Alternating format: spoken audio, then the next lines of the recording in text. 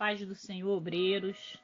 Estou trazendo agora um pouquinho, nas primeiras horas aqui de meia-noite de sábado, a aula de sexta-feira, tá? Dos obreiros. A aula do estudo Formação de Obreiros. O tema de hoje é líder justo e piedoso.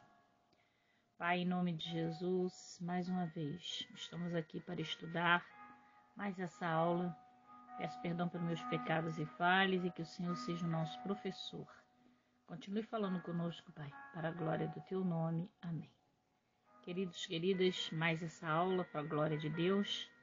Hoje, no decorrer do dia sábado, vou colocar as questões. Espero em Deus que todos que responderam da última vez respondam, E que todos possam continuar se edificando, porque só vai ser certificado quem responder todas as aulas, tá bom? Deus abençoe a cada um dos obreiros, em nome de Jesus. Líder justo e piedoso. Em Tito, capítulo 1, versículo 8, lemos: é indispensável que o bispo seja justo e piedoso. Vou ler de novo. É indispensável que o bispo seja justo e piedoso. Normalmente, quando a Bíblia fala em bispo, está mencionando também, o obreiro por um todo. Justo. No original grego, a palavra diácono, que aparece em 81 vezes na página do Novo Testamento com significados diversos, há a justiça imputada, aquela que o crente recebe pela fé. Romanos capítulo 3, versículo 21, e capítulo 24, versículo 26. E 2 Coríntios, capítulo 5, versículo 21. Essa justiça tem a ver com a nossa posição diante de Deus. Mas há também a justiça prática, que tem a ver com a vida diária, com a conduta reta e íntegra. Este parece ser o sentido aqui em Tito 1, versículo 8. Ver também em 1 Timóteo capítulo 1, versículo 9, Tito capítulo 2, versículo 11 e 12. Piedoso. A palavra grega é ócios e significa piedoso, agradável a Deus, livre de pecado e da maldade, santo. Essa palavra aparece lado a lado com diáconos, que é diáconos, Justos em outras justo em outras passagens também, e não somente aqui em Tito 1, versículo 8.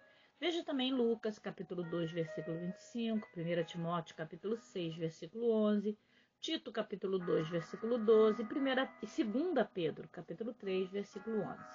E isso não é por mera coincidência. Essa palavra se completa. O justo cumpre os seus deveres para com o homem. O piedoso cumpre os seus deveres para com Deus.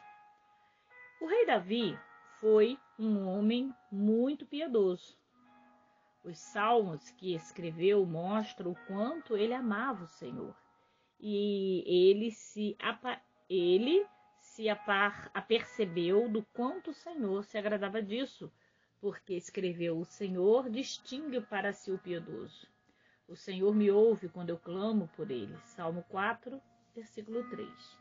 Uma vez, ele ficou assustado com a corrupção à sua volta e com a falta de temor a Deus e clamou: socorro, Senhor, porque já não há homem piedoso, desapareceram os fiéis entre os filhos dos homens. Lá em Salmos, capítulo 12, versículo 1.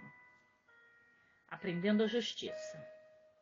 O Velho Testamento, o povo de Israel, num tempo de crise, pretendeu a prática da piedade sem a justiça, mas Deus não se agradou dos seus sacrifícios e demais atos de culto. Disse-lhe: de que me serve a mim a multidão dos vossos sacrifícios? Não continueis a trazer ofertas vãs. Não posso suportar iniquidade associada ao ajuntamento solene. Levantai-vos, purificai-vos, tirai a maldade dos vossos atos de diante dos seus olhos, dos meus olhos, cessai de fazer o mal, aprendei a fazer o bem, atendei a justiça. Lá em Isaías, capítulo 1, versículos de 11 a 17. Jesus também falou da necessidade da justiça prática antes de pretender prestar culto a Deus. Lá em Mateus 5, de 23 a 24. Há uma forma de piedade sem poder que não opera a justiça e tão morta quanto a fé sem a obra. 1 Timóteo, capítulo 3, versículo 5 e Tiago, capítulo 2, versículo 17. Não tem valor nenhum para Deus e não melhora em nada a vida das pessoas. Exercitando a piedade. Paulo escreveu em Timóteo, exercita-te pessoalmente na piedade, segundo 1 Timóteo capítulo 4, versículo 7. Os gregos levam muita importância ao exercício físico. Paulo, porém, afirma que o exercício físico para pouco é proveitoso, mas a piedade para tudo é proveitosa, porque tem a promessa da vida que agora é a da que há de ser. Versículo 8. O exercício físico aumenta a força física e traz alguma satisfação pessoal, especialmente quando o atleta consegue o primeiro lugar na competição. Mas tudo isso tem pouco proveito quando comparado com os benefícios da piedade nesta vida e na que há de ser. Foi nesse sentido que Paulo escreveu a Timóteo nas epístolas. De fato, grande fonte de lucro é a piedade, lá em 1 Timóteo capítulo 6, versículo 6. A própria comparação que Paulo faz entre o exercício da piedade e o exercício físico no contexto dos jogos e competição gregos dá-nos a dicas para o exercício da piedade. O atleta alimenta-se adequadamente e se exercita o mais possível. Assim também nós devemos nos alimentar adequadamente da palavra de Deus e gastar as energias espirituais na prática da justiça e no serviço de Cristo. A oração praticada regularmente é também um excelente exercício espiritual. 1 Coríntios, capítulo 9, versículo de 24 a 27.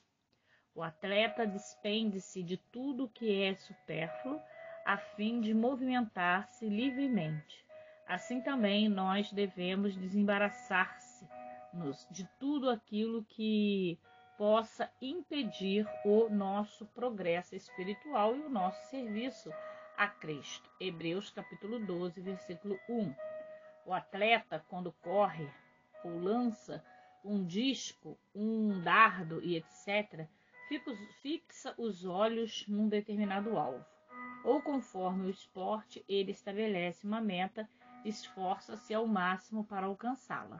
Assim também nós devemos fixar os nossos olhos em Cristo, nosso modelo de inspiração, e estabelecer nossa meta, a completa dedicação pessoal a Deus e a Cristo. Hebreus capítulo 12, versículo 2 e 1 Coríntios capítulo 9, versículo 26. Amém? Queridos, eu quero encerrar hoje aqui com você esse estudo Formação de Obreiros com essas informações básicas, como eu disse, bem básicas.